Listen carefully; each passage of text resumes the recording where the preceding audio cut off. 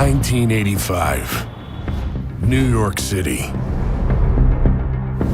5 Italian mafia families run the city, but the Gambino crime family is the largest, wealthiest, and most brutal among them.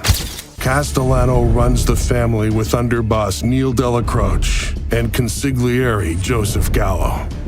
Under them are over 20 capos, upwards of 200 soldiers, and thousands of associates. But no matter how much the family is raking in, Castellano wants a bigger and bigger take. His greed will trigger one of the most infamous mob hits in history. One capo in Queens has a major problem with the boss's greedy ways. His name is John Gotti.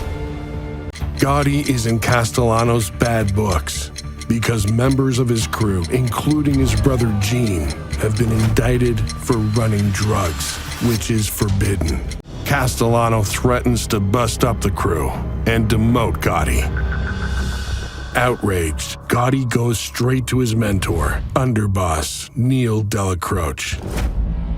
Neil Della Croce, advised if you go after the boss, you could potentially be starting a war. But Gotti begins to plot behind Della Croce's back with an ambitious soldier named Sammy The Bull Gravano. And the two see their opening 14 days after Della Croce dies of cancer. December 16th, 1985, Midtown Manhattan. Experts say his associates may very well have decided Big Paul was more trouble than he was worth. And yesterday, Paul Castellano, the head of the Gambino family, the largest of them all in this country, murdered outside a restaurant on East 46th Street. In the world of organized crime, the tradition is that murders do not go unavenged. Still, traditions have a way of changing, even in the Mafia. Gotti has just done the unthinkable. He's taken out the boss of the most powerful mob family in New York City without getting the blessing from the commission. I don't think everybody was okay with that. I don't. I mean, there was a lot of talk on the street about it. A lot of people didn't like that move by John. Chin obviously didn't like it. Persico didn't like it. But he did it, So I think eventually he would have paid the price for it. I really do. 1 month later, the Gambinos come together to choose a new boss. To no one's surprise, John Gotti is the only nominee. Some people were not happy, but they were not going to say anything because at that point, the Gambino family knew that if they went against John, they were going to go. They all voted yes, and John officially became the boss. John Gotti, now firmly in charge of the Gambino crime family. The dapper Don, with a flair for the media spotlight, appears untouchable. That's no problem. No problem. The mob before John Gotti always seemed to be old men in rumpled suits or track suits, and not that alluring. And he came in like a movie star. He walked in with a $2,000 suit with hand-painted tie, pinky ring, every hair in place, very aware of the press, very aware of how he would look to the public. Anything to say about this case? No. About the charges against you? They say the man's been scared off? You don't look scared for me. He wasn't like the other mob bosses, and he liked the spotlight. He didn't hide from it. He didn't say, get out of my way. He didn't push you away. He just walked right through it. Like the Red Sea was parting for John Gotti. Cameras everywhere. Here I am. I'll take the spotlight now. Thank you very much. Gotti's legend was growing. Gotti has been a cover boy. He's probably the first mob cover boy. John Gotti runs his $500 million crime empire from behind the doors of modest community social clubs, like this one, called the Ravenite, in Manhattan's Little Italy section. So you're in there dealing with all thieves and hoods and murderers and drug dealers, and you work your connections and you work your contacts to the best that you can. I mean, we're not talking about a bunch of rocket scientists. He deals with dum-dums, idiots, and dodos, and they are drawn, they are attracted. They have an affinity for John Gotti because he is everything they can't be. When John Gotti walks around the block with another person, they're talking about activity that they don't want law enforcement to overhear. They don't want anybody to overhear it. You can walk down the street and probably make $25,000 in a meeting with some individual that's involved on the fringes of organized crime or involved in organized crime. I'll be out in a second, all right? Bruce Cutler's got his hat on and his hands full tonight because our cameras interrupted his dinner plans. Mr. Gotti wasn't pleased that we were staking out the Ravenite Club. Cutler is in deep now because anytime you get close to a guy like Gotti, and especially John Gotti, Cutler knows everything about him. And he's bound to be a John Gotti attorney for the rest of his life. I want you to know that I came down because you were here. Yeah, he dresses like John, he talks like John. I mean, if you stay around the jungle long enough, you're going to develop traits and idiosyncrasies of an animal.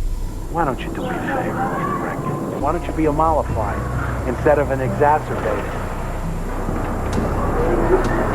We're taken up by him. We're fascinated by the high life, the fast life, the quick money, the easy way, the best route. You know, power denotes a lot of things in this country to a lot of different people. You're not waiting online in the supermarket. You're not on the bank line. You're not sold out for the Broadway show. You're the guy who everybody hops to when the bell sounds. What you see is not what you get from John Gotti. You're seeing somebody who projects his persona of a loving type of a family guy in his own neighborhood. But this is a violent individual, and make no mistake, this man has the capability of killing people. I mean, at a finger. He moves his finger and somebody's dead in New York. I mean, he's a Patton. He's a General Patton in the mob, and he rules with an iron hand. The government zeroes in on people, and if they want you, they will get you. Or they will try to get you, and they will ruin your life, and they will send you to jail, and they will destroy you. So I think the good fight is to stand up as a shield for the people they want to destroy. You know, it just appears that this guy is like untouchable, but he's not. He's too flamboyant, he's too on stage. Eventually, he'll be taken down. His fancy suits and his fancy cars are bad for business. This is what the mob does. This is what we do. This is how we live. This is the true side of the Mafia. This isn't somebody talking about the Mafia. I am part of it. Sammy the Bull is a serial murderer. He's a psychopath and a sociopath. He's not a serial killer. He was a gangster. We kill amongst ourselves according to our rules. It was for what you did. Gravano rose through the ranks and became second in command of New York's infamous Gambino crime family. They tell you to kill someone. Did you think of saying no? No, not at all. It was for money. It was for greed. It was for women. It was for fast cars. It was being part of a society, part of a brotherhood. He was a hero. Your Thanks John hat on. Thanks John who? Gotti, who else? For what? For having this big party. You know anything about John Gotti? No. If I did, I wouldn't say anyway. John Gotti, the Teflon Don, the mob boss who changed the face of organized crime, putting the once secretive lifestyle on full display. He was over the top. And he was taking full advantage of his celebrity. I think his problem was that he fell in love with himself. He saw himself on television, in the newspapers, and he lost touch with what he was. That he's a gangster, not an actor. I don't think any of the old-timers would believe that Cosa Nostra was to be run like this in any way, shape, or form. John starts recognizing that everybody knows and respects Sammy. He's the guy interacting with everybody. That becomes a threat to the boss, because now all of a sudden I could be replaced by this guy and we don't miss a beat, right? Listening to the Gotti tapes, it's clear John was setting my father up. Sammy's going to be talking about it. So Sammy the Bull betrays everything he once pledged a blood oath to, going from one of the most powerful figures in the New York City Mafia to its most infamous informant. I got you out of every case. I'm behind, and the government knows it. Every case he beat, I'm fucking behind it. Bribing people, threatening people, doing all kinds of shit. Making things disappear. Killing people for you. We're in Cosa Nostra together, we're brothers. It's your tape. It's you on tape, not me. And you want to sacrifice me. You want to help the government put me away. So I turned on him. If you turn on me, I will turn on you. Sammy helped me shut out the rest of the family and bosses and underbosses of the other families. I think we totaled over 38 convictions. He arguably led to the demise of organized crime in New York. Are you a rat? If that's the term you like to use. I couldn't have respect for my father. I would never even be in the room with the guy. I couldn't do it. Listen, look, Sammy Gravano can't go back to the old neighborhood. He can't. He can pretend to. He can sneak in like the rest of these rats do. I eat in the restaurants I've always eaten in my whole life. His feelings about Sammy Gravano, who turned on John Gotti, come through loud and clear. I want the police department, I want the president to know about it. That if he was in the street today and I was face to face with him, I would kill him in 2 seconds and go right to the courts and say, I done it. Joe DeChico has known both Gravano and Gotti since the two were kids. I don't look at myself as that. I look at it as I was betrayed, I betrayed him.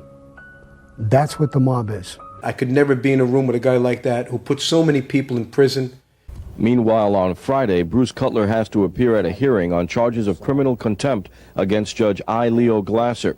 Bruce Cutler, who was a great lawyer. I don't know if you know that eventually the government had Bruce Cutler removed from representing John, which I think was a Bush move, a bad move. I don't think that should have ever happened. You can't deny somebody, the right to have an attorney defend them. They said that he was part of the family. Nonsense. He was John's lawyer, and he did a darn good job in 3 cases, but they took him off the last one. This is just the first stone in what will be a ton of fallout following John Gotti's conviction. The Teflon is gone, the Don is covered with Velcro, and every charge in the indictment stuck. Good evening, I'm Bill Butel, and John Gotti knows it all too well tonight. Life in prison for John Gotti. After a 6-year crusade to bring him down, the government's case stuck to him like glue. Tonight, John Gotti stands convicted, found guilty on every count against him. On Mulberry Street, loyalty to the Don is strong. They wanted him at any cost, and they got him at any cost. He was the best guy around. What about the people he murdered? What murder? So Gotti may be convicted, but to some people he is still beloved. To some people he is still the Teflon Don. John Gotti's neighborhood is a special place. He's the most well-known man in the neighborhood and a sort of guardian of the place. You got railroad.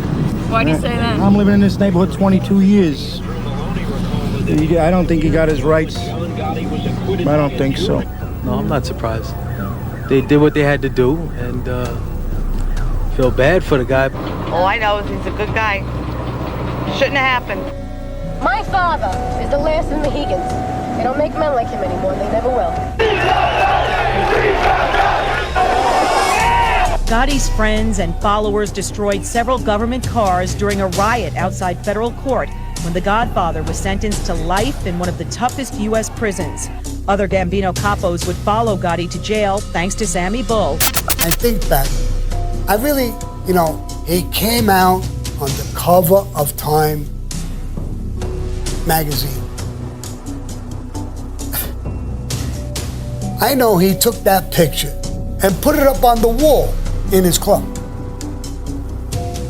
I was there one day when he says, 30 guys in there. Shh, shh, shh. I just saw the commercial. Right after the commercial, they're going to talk about me on TV.